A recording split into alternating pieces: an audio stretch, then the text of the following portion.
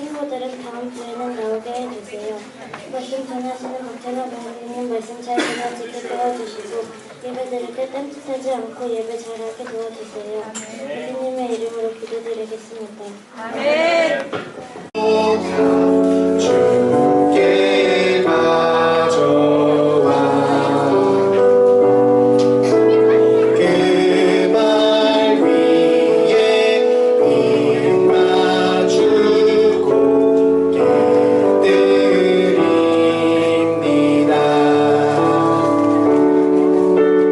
나를 위해 험한 산길 오르신 그 발 걸음마다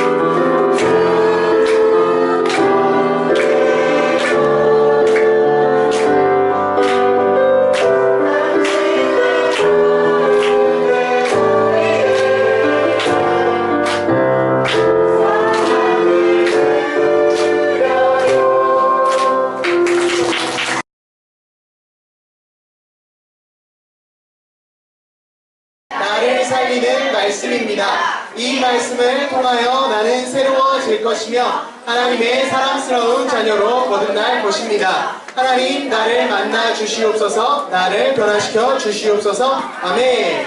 가수였는데 지금도 가수긴 해요. 좀 유명한 분이 계신데 그분이 엄청나게 유명합니다. 왜냐하면은 이렇게 또 자녀들을 많이 낳아가지고 유명한데 사진 한번 보여주세요. 잘 모르죠? 여러분은 잘 모를 수 있어요. 다 남자야. 강도사님 시대의 연예인이었어요. 박지현이라고 VOS라는 어떤 가수의 남자 가수, 남자입니다. 근데 여기 지금 하나, 둘, 몇 명이에요? 몇 명 총? 6명이라고요? 아이들만. 6명. 아이들은 4명, 그렇죠? 아이들은 4명. 여기 4명만 나왔어요. 일단 4명만 나왔어요. 4명만 나왔습니다. 자, 근데 강도사님도 결혼하면은 몇 명을 자녀를 낳고 싶냐면 최소 3명. 최소 몇 명? 축구팀? 4명 정도 있었으면 좋겠다라는 꿈을 갖고 있어요. 좀 주원이네처럼 그리고 사랑이네처럼 좀 많았으면 좋겠다는 꿈을 갖고 있는데 이렇게 강도사님이 자녀가 많았으면 좋겠다라는 꿈을 갖고 있는 데 이유가 있어요. 왜냐하면은 내가 아이를 낳지 않으니까. 강도사님이 아이를 낳지 않잖아요. 그러다 보니까 그 출산에 대해서 좀 해봐. 출산에 대해서 너무 어떻게 해요? 되게 낭만적으로 생각하고 쉽게 생각하는 거예요. 네. 근데 이제 강도사님은 이렇게 많이 낳고 싶어 하지만 정작 나랑 이제 결혼하실 그분은 그런 생각이 아니면은, 그쵸? 이건 전혀 상관이 없는 이야기죠. 자, 여러분 보세요. 남자들이 아이 낳는 것에 대해서 굉장히 쉽게 생각하고 당연하게 생각하는데 그 이유가 있습니다. 왜냐하면은 출산의 고통을 잘 몰라서 그래요. 출산의 고통이 얼마나 힘든지 잘 모르니까 그냥 당연하게 여기는 거예요. 자, 어떤 TV 프로그램에서도 이런 걸 했어요. 남자들이 직접 그 출산에 그래요. 그거를 경험해보는 프로그램이 있었습니다. 한번 보여주세요. 어때요? 네, 서서히 지금 어두워지기 시작했어요. 자, 다음이요. 네, 이게 60% 60% 정도에서 표정입니다. 네. 그리고 이 이상 하지 못하고 스톱을 했어요. 스톱을 했습니다. 아파서요? 너무 아파서 너무 고통스러워서 스톱을 했어요. 자, 이렇게 남편들이 너무 힘들었겠다라고 막 위로를 하면서 갑자기 그 전까지는 굉장히 막 뭐라고 해야 될까요? 그럼 뭐 대단치도 않은 일이지 뭐 이렇게 생각하다가 경험하고 나면 갑자기 눈빛이 달라져요. 오, 이러면서 막 그렇죠. 존경과 감격과 막 놀라움 막 이렇게 감사의 표현을 합니다. 체험이 끝나면 아내를 안아주고 미안하다고 그러고 갑자기 미안해져. 갑자기 미안해지고요. 막 이렇게 해요. 자, 우리가 사실은 이렇게 당연하게 여기면 안 될 것들인데 우리가 너무 당연하게 뭐 그럴 수도 있지. 그건 당연히 여자가 하는 거니까 여자가 출산하는 거니까 너무 쉽게 당연하게 여기는 일들이 있어요. 그리고 여러분 이뿐만 아니라 우리가 당연하게 여기는 일 한 가지 되게 중요한 일 한 가지가 있는데 바로 예수님을 믿는 자녀들이 예수님을 대할 때 이렇게 생각하는 거예요. 예수님은 십자가 달려 죽으시러 오셨지. 예수님은 우리 죄를 위해서 당연히 그렇게 오신 분이지 뭐. 그분은 원래 그런 분이야. 그분은 다른 거 하러 오신 게 아니라 그냥 내 죄를 지시러 오신 분이야. 라고 너무 당연하게 쉽게 예수님을 대할 때가 있다라는 거예요. 여러분 예수님을 대할 때 그분은 정말 예수님 감격스러워요. 놀라워요. 막 이렇게 그런 식으로 예수님을 우리가 평소에 대합니까? 아니라는 거예요. 다시 당연한 일입니까? 아니요. 아닙니다. 그리고 예수님께서 그렇게 십자가에 달려 죽으신 것은 그 오래전 일의 한 사건으로 끝난 것이 아니라 사실은 그때 이후에도 지금도 여전히 예수님께서는 일을 하고 계세요. 예수님께서는 여전히 우리를 사랑하시고 여전히 뭔가 어떤 일을 하고 계신다는 거예요. 예수님 무슨 일을 하실까요? 얘들아, 예수님 무슨 일을 하실까요? 십자가 지시고 나서 끝난 게 아니라 예수님 무슨 일을 하고 계신데 어떤 일을 하고 계실까요?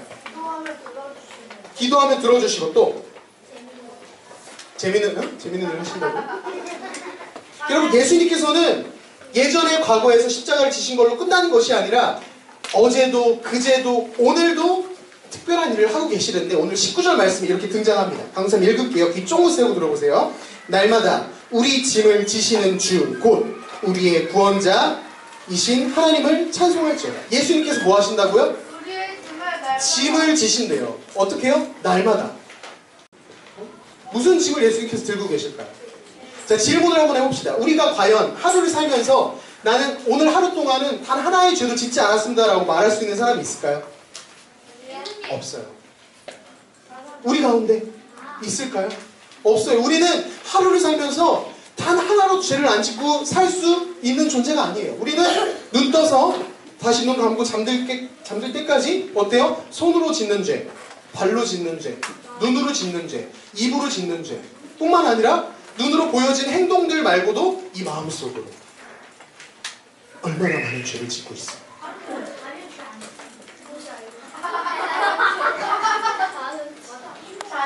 몇 킬로예요? 10kg. 100까지 지면 100kg.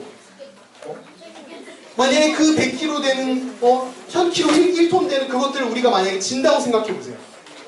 지을 수 있을까 우리는? 지을 수 없을 거예요. 여러분 예수님께서는 과거에도 그렇고 오늘도 그렇고 어제 그제 그리고 지금도 마찬가지 우리가 짓는 죄로 인해서 죄 때문에 우리가 하나님과 멀어지잖아요. 죄가 있으면 우리가 하나님께로 나아갈 수 있어요? 없어요? 없어요. 하나님은 선하시고 의로우신 분이시고 거룩하신 분이셔서 죄가 가까이 갈 수 없는 그런 분이에요. 죄와는 함께 하실 수 없는 분이에요. 근데 우리가 죄의 탑을 이렇게 쌓고 있고 죄를 이렇게 많이 들고 있으면 하나님께 나아갈 수 있어요? 없단 말이에요. 그래서 나아가지 못하는 우리를 위해서 예수님께서 뭘 하신다고요? 우리의 죄를 대신 지시는 거예요. 예수님께서 오늘도 우리의 죄를 지고 계시고 어제도 내가 지은 죄를 예수님께서 짊어지고 계시는 거예요. 다시 따라합시다. 예수님께서 날마다 나의 죄를 지고 계시다. 그치? 노예 혹은 또 누가? 그쵸? 종들이 뭐 짐을 지잖아요. 뭐 주인이 짐을 집니까? 아니에요. 주인은 짐을 어떻게 해요? 얘다 받으라. 이렇게 하는 게 주인이고 사실은 종이 짐을 지고 뭔가 이런 것들을 들고 업고 막 메고 그렇게 한단 말이에요. 근데 여러분 놀랍게도 오늘 말씀에서 등장하신 예수님 모습을 보면은 예수님께서는 마치 어떤 모습이에요? 종과 같은 모습이에요. 우리의 짐을 지시는 예수님의 모습이 종 같단 말이에요. 종. 뭐예요? 우리를 사랑하시는 거예요. 예수님께서 그렇게 죄를 짊어지지 않으시고 우리 곁에서 그 죄의 문제를 해결해 주시지 않으시면 우리는 영원히 하나님이랑은 상관없는 존재니까. 계속 하나님으로부터는 계속 멀어질 수밖에 없는 존재니까 예수님 그렇게 짐을 지시는 거예요. 그렇게 짐을 지시면서 우리에게 요구하시는 거죠. 내가 이렇게 너희를 너무너무 사랑해서, 민찬이를 너무 사랑해서, 연희를 너무 사랑해서 이렇게 죄를 내가 대신 진다. 내가 이 짐을 대신 지니까 네가 할 건 뭐냐? 다른 것이 아니라 내가 널 사랑하듯이 너도 나를 사랑해.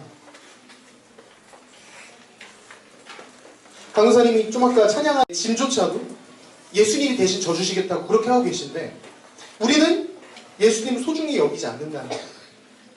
예수님께 나아갈 때, 예수님 생각할 때 예수님보다는 더 소중하고 더 좋은 게 너무 많은 거예요. 그래서 예배드리러 온 이 순간 이 자리에서도 지금 강사님이 이렇게 침을 튀기면서 이렇게 말씀을 전하는 가운데에서도 지금 머릿속 생각하는 거예요. 아, 오늘 끝나고 뭐 먹지? 오늘 끝나고 누구랑 놀까? 엄마한테 무슨 핑계를 대서 오늘은 놀러 갈까? 계속해요. 분명히 뒤에서 선생님이 계속 콕콕 찔러. 지금 찬양 시간이니까 핸드폰 하지 말자. 계속 찔러요. 막 사인을 줍니다. 이제 핸드폰 집어넣고 우리 찬양하자. 하나님께 예배드리자. 막 신호를 줘요. 하지만 이 친구는 아랑곳하지 않아. 예수님은 십자가 지신 위에 태어나시고 나는 핸드폰 하기 위해 태어난 사람. 그저 그게 나에게는 그저 서지나가는 거일 수는 있지만 여러분 그렇지 않다는 거예요. 아까 김동수 선생님 말씀하셨죠. 우리 친구들이 한번 십자가에 매달리는 십자가의 그 고난을 경험해봤으면 좋겠다라고 말씀하셨는데, 여러분 진짜 한번 십자가에 달리는, 십자가를 들고 걸어가는 그 경험을 조금이라도 우리 친구들이 해본다면 결코 우리 친구들 예수님 앞에서 그런 때를 보일 수 없을 거예요. 이 앞에 나오는 이 사람의 이 표정처럼 어때요? 이게 정말 보통 일이 아니었구나. 이게 정말 놀랍고 힘들고 감격스러운 일이었구나. 내가 너무 쉽게 생각했구나라고 반응하는 거예요. 이렇게 경험, 뭐 먹고 싶어 막. 우리도 고난, 예수님의 고난에 대해서 조금이라도 공감하고 경험해보고 생각해본다면 우리가 예수님을 대하는 태도가 지금처럼 이렇게 마치 예수님을 나의 종 대하듯이 여전히 나의 종처럼 예수님을 부릴 수 있을까요? 아니라는 거죠. 우리는 예수님을 나의 종으로 생각하고, 종이니까 내 짐 다 드세요. 내 죄 알아서 하세요. 그러려고 예수님 오신 거잖아요. 라고 생각하지만 아니라는 거예요. 그분은 원래 종으로 이 땅에 오신 분이에요? 대답해 봅시다. 종으로 이 땅에 오신 분이에요? 아니에요. 어떤 분으로 오신 분이에요? 왕으로서 우리의 진정한 구원자의 모습으로서, 구원자 대신 왕의 모습으로 이 땅에 오신 거예요. 나의 주인으로서. 내가 예수님을 종처럼 부릴 수 있는 존재예요? 아니에요. 그분은 주인이신데도 불구하고 내 앞에서 종처럼 행동하시는 거예요. 나는 그분 앞에서 어때요? 종이에요, 종. 근데 종인 주제에 예수님 앞에서 주인 행세를 하는 거예요. 예수님 좀 해주시죠. 예수님 제가 예배 드리러 왔으니까 좀 예배 받아주시죠.